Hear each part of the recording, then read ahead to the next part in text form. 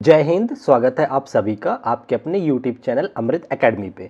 जैसा कि आप लोगों को पता है कि टेट और सीटेट को लेकर के बहुत ज़्यादा कंक्लूजन चल रहा है, एक दो दिन से काफ़ी न्यूज़ में है, ठीक है ना।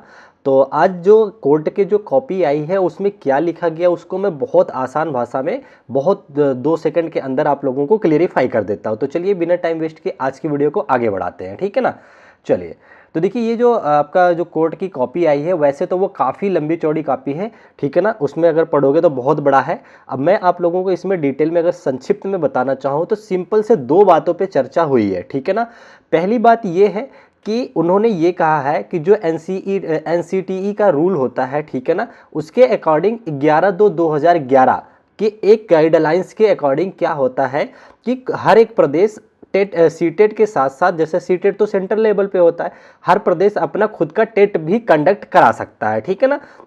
तो क्या बात आपको समझ में आई कि हर एक प्रदेश अपना खुद का टेट भी कंडक्ट करा सकता है और सीटेट तो सेंट्रल लेवल पे होता है। तो सीटेट तो हर साल आप लोग देखते हैं कि साल में 2 बार हो जाता है, लेकिन बहुत सारे प्रदेश है जो टेट को 4-4 5-5 साल नहीं करा पाते हैं, ठीक है ना। तो ये तो रहा एनसीटीई का गाइडलाइंस, ठीक है ना। अब उसके बाद देख तो क्या कह रखे हैं, देखिए कह रहा है respondents countered that the according to the para 10 of NCTE guidelines 2011 the state government has the authority to allow seated or state मतलब state टेट कैंडिडेट्स। तो जो स्टेट होते हैं उनके पास ये अथॉरिटी दी गई है अकॉर्डिंग टू दिस गाइडलाइंस कि वो चाहें तो अपने यहाँ टीचर वैकेंसी को रिक्रूट करने के लिए सीटेट ले सकते हैं या फिर अपना स्टेट टेट को ले सकते हैं, वो फ्री होते हैं। लेकिन अब कोर्ट ने क्या कहा है कि अब वो फ्री हैं, ले सकते हैं, लेकिन अब कोर्ट ने क्या गाइडलाइन जारी किया है कि लेकिन उन्हें अगर कुछ भी करना है, मान लीजिए अगर कोई स्टेट है, वो जैसे अभी आपका झारखंड था, अगर वो चाहता है कि उसके यहाँ पे सीटेट वैलिड नहीं होगा तो जब ये वैकेंसी निकाली जाएगी तो शुरू में ही ये बात क्लियर कर दी जाएगी कि सीटेट अलाउड होगा कि नहीं होगा या स्टेट टेट अलाउड होगा कि नहीं होगा, बीच में नहीं चेंज किए जाएंगे। देखिए यहाँ पे लिखा हुआ है eligibility was change Midway which violets the principle of rule of the game.